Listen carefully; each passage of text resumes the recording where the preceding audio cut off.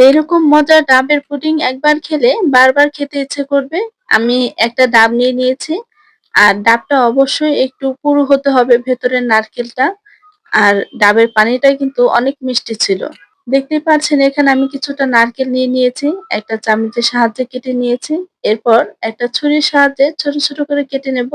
কেউ চাইলে এটা গ্রেট করে নিতে পারেন, যার যেমন পছন্দ। তবে আমি একটু বড় রাখবো সেজন্য একটু বড় করে কেটেছি। এখানে ডাবের পানি বসিয়ে দিয়েছি।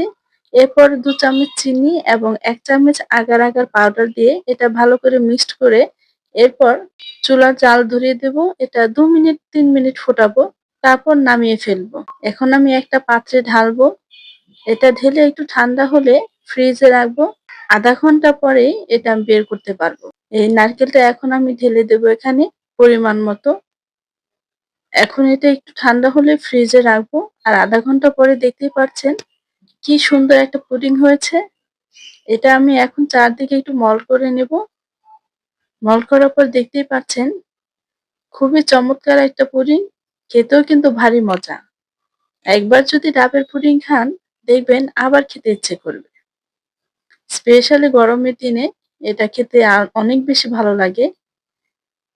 সবাইকে অনেক, অনেক ধন্যবাদ। রেসিপিটি ভালো লাগলে অবশ্যই শেয়ার করবেন।